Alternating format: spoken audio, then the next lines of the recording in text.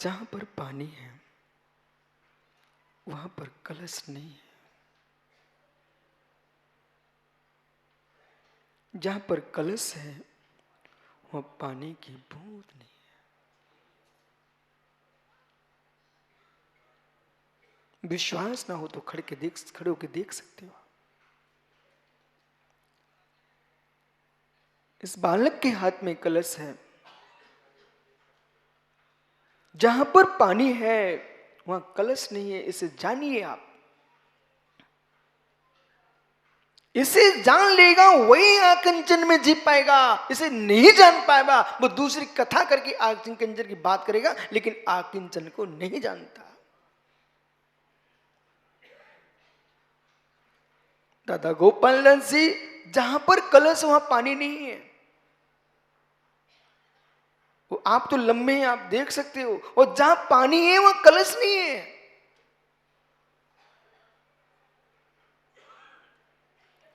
कलश के अंतस में, कलश में पानी है कि कलशाकाश में पानी है? पानी तो आकाश में है, कलश तो कलश है। जहां कलश की रचना है, जहां कलश की रचना है, जहां कलश की, मेरे मित्र जो धातु है, उस धातु के अंदर कितना पानी है? कलश धातु में पानी नहीं है।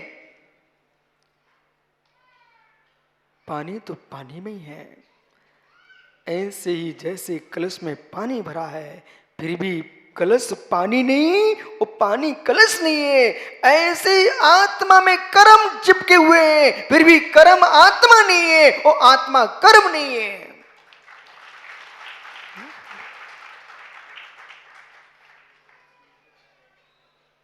जब बद्ध कर्म नहीं है, बद्ध कर्म नहीं है, आत्मा कर्म नहीं है, कर्म आत्मा नहीं है। कलश में पानी भरा आपको दिख रहा है फिर भी आप देख रहे हो पानी कलश में नहीं है, कलश पानी में नहीं है। जब बद्ध में नहीं है, बद्ध में नहीं है, महात्मा शैलेश भाई ये भी सुनो प्रवचन की धारा मित्र। वद्ध में जब एकत्व नहीं है, वद्ध में एकत्व नहीं है तो अबद्ध में एकत्व कैसा? श्री राम भिन्न है। श्री राम की आत्मा भिन्न है, वर्धमान भिन्न है, वर्धमान का चैतन्य भिन्न है। जो संबंध चल रहा है जगत में, मेरे महावीर मेरे राम, ये देह का संबंध है। मेरे महावीर मेरे राम, और जब नहीं जन्मे थे तुम्हारे घर में राम तब किसके थे राम? जब नहीं आए थे गोकुल में श्याम तब किसके थे श्याम? जब नहीं आए थे वर्धमान कुंडलपुर में तब किसके थे वर्धमान में शालिक? विशाल, तू किस घर का लड़का है? बालक, किस घर के हो? जब नहीं जन्मे थे जैन कुल में तब किसके थे? मित्र, आप मौन रखिए। बालक, जिस कुल में आ गए उस कुल के हो गए, जिस कुल में आए थे उस कुल के हो गए, मतलब किसी के नहीं हो।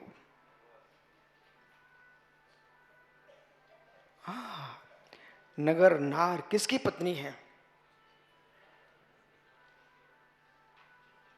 दादा गोपाल दास, नगर नार किसकी पत्नी है? नगर नार समझते ना?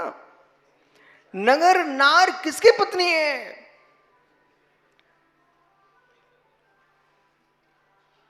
क्या हो गया? सभा में सन्नाटा क्यों हो गया? नगर नार किसकी पत्नी है? हे मित्र, नगर नार किसी की पत्नी नहीं है, वो सबकी पत्नी बन जाती है। ऐसे ज्ञानी, तुम किसी कुल की नहीं हो, किसी देह की नहीं हो। जिस देह में आ जाते हो, जिस कुल में आ जाते हो, उसके कहलाने लगते हो। तुम हो क्या? हो क्या?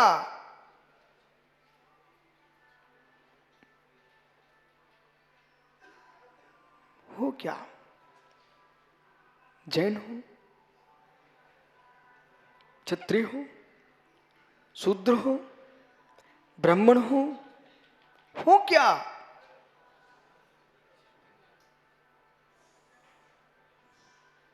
और जिस सागर को प्रवचन समझ में नहीं आ रहा है बेचारे को, ये उनको समझ में नहीं आ रहा है, इनको आ भी नहीं सकता है।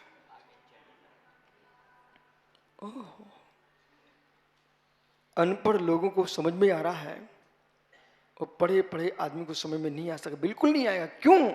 जो पुद्गल को पढ़े हैं, पुद्गल के अक्षरों में लिप्त हैं, उन्हें अक्षर कहां समझ में आएगा? जो पुस्तकों में लिखे अक्षरों को जानते हैं, उन्हें अक्षर समझ में नहीं आता, वे अक्षर के ज्ञाता नहीं हो सकते। अक्षर यानी जिसका क्षरण नहीं होता है, आत्मा का नाम अक्षर होता है। अक्षरों को जानते हो कि अक्षर को जानते हो? इसलिए बालक क्या हो आप?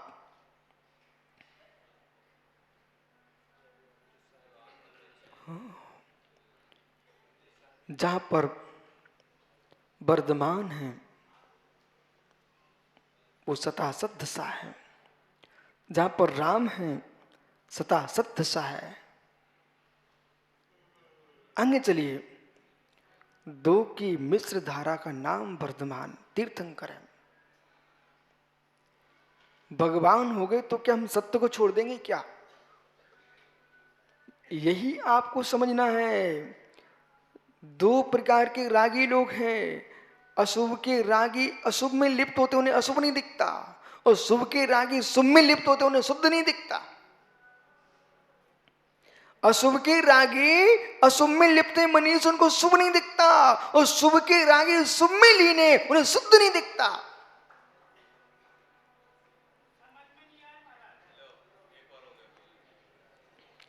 बहुत खुशी है मुझे, आप जैसे पंडित कहीं समझ में नहीं आता, तुम कम से कम तुम्हारा अहंकार तो चकनाचूर होगा कि इतनी बुद्धि तुम्हारी इतनी थी कि समझ में नहीं आ रहा। ज्ञानियों, गंभीरता में आइए। अजीत सागर जी, अकिंचन हे मित्र, जो अशुभ में लिप्त बहिरात्मा प्राणी देह में और जीव में भिन्नत्व ही नहीं देखता। जितना बन सके जगत के लोगों की बातें में सुनना, जितना बन सके विशाल, ज्यादा धन धरती पर आंख मत फेरना, जितना बन सके नर नारियों पर आंख मत डालना, जितना बन सके दुखियों के दुख भरी बातें कभी नहीं सुनना। देखो, आज आकिंचन की व्याख्या कर रहा हूं मैं। दुखियों की दुख भरी बात सुनोगे ना, ये दुखिया होते हिंसक लोग। यदि अंजना को पवन जय ने 22 वर्ष तक नहीं देखा, लेकिन इस बात को मैं भी जानता हूं कि हे अंजनी, कनकोदरी रानी के पीरियड में काल में आपने 22 घड़ी के लिए अरहंत की प्रतिमा छुपा दी थी, उसके पाप के उदय से आपको पति का वियोग सहन करना पड़ गया।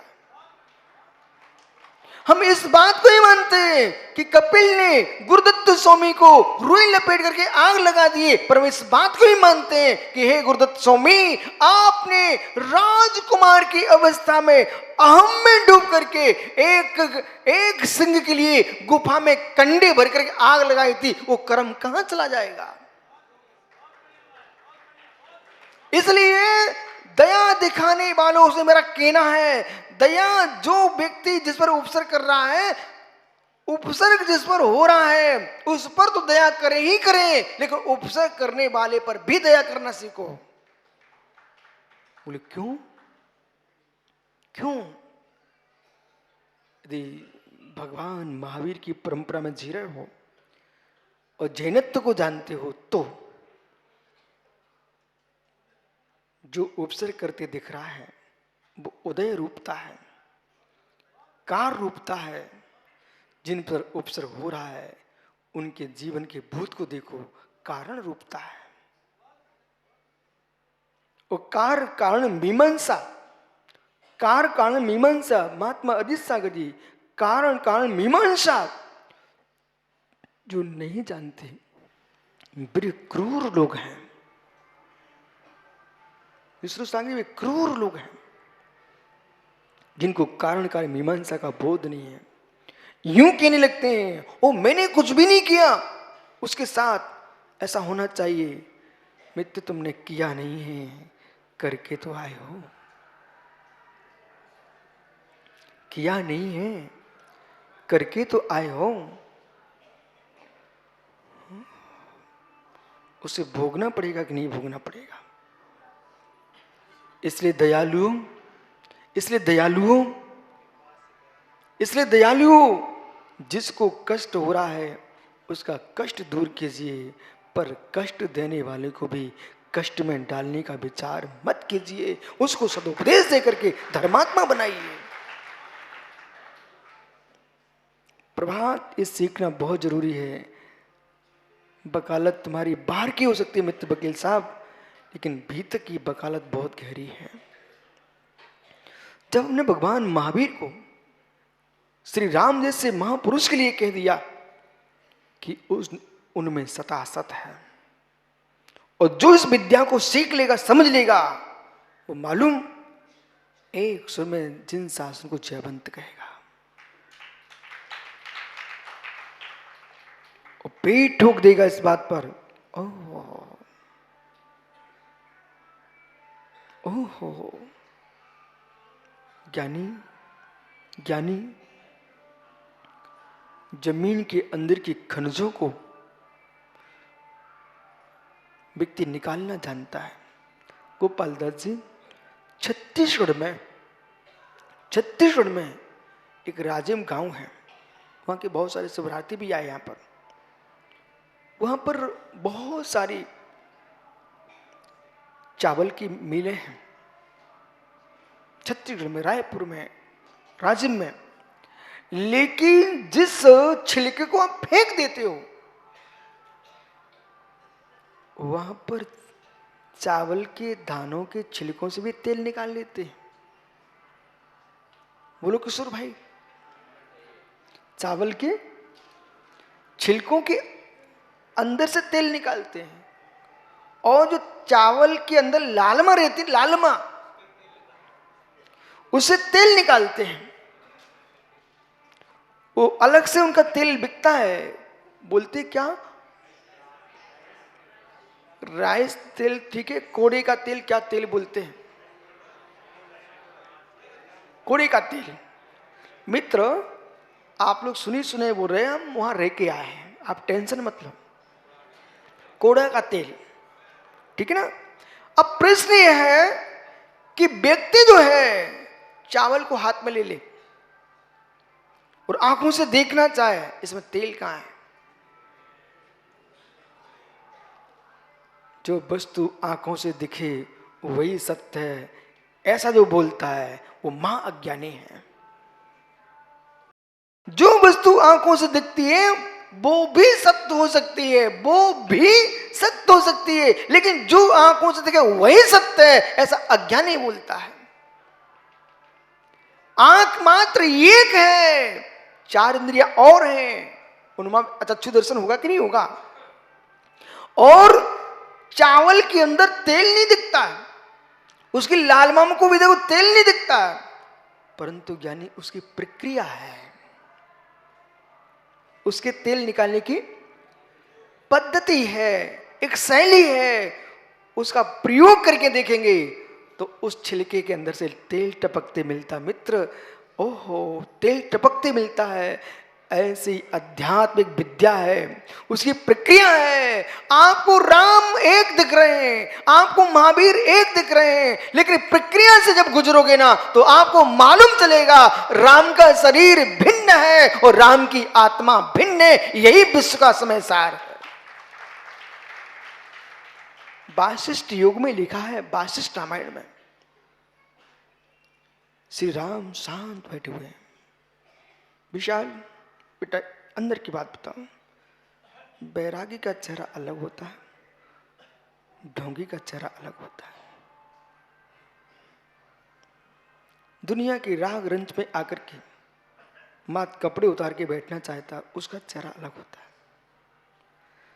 अंदर से मेरा बैराग्य से भरा है। कैसा?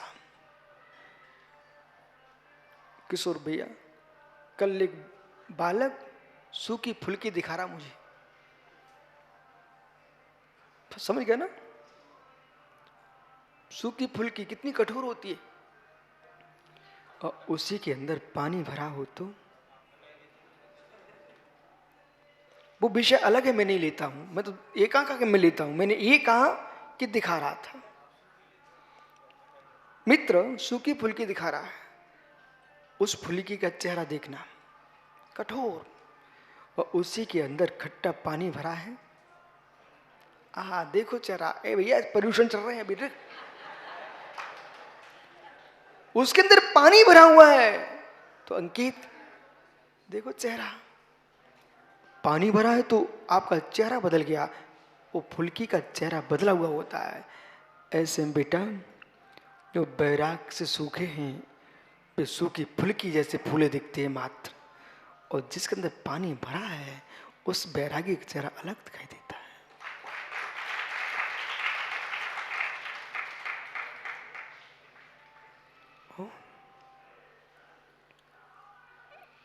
फुल्की में भरा पानी फुल्की का रंग बदल देता है, ऐसे बैराग से भरी आत्मा के देह का भी रंग बदल जाता है। जिसने अकिंचन को जाना है, तो चावल के अंदर भी तेल है, तेल ही नहीं मीठा भी है। आपको चावल का मीठा नहीं दिखता, चींटी से मिलो वो चावल के अंदर का मीठा निकाल लेती। चावल मीठा होता, मीठा ना होता तो मित्र जिनको मीठे की बीमारी हो चुकी है उनसे वैद्य क्या बोलता है? चावल बंद करो, आहा चावल बंद करो। मित्र मीठे शक्कर की जो उसको बीमारी हो गई, बोले चावल बंद करो। मतलब रोग ने पकड़ लिया है। रोग कितना शक्तिमान है, उसने चावल के मीठे तक को पकड़ के रखा है। और तुम कितनी अज्ञानी हो कि अपने भगवान आत्मा को देह से भिन्न नहीं देखना जानते हो।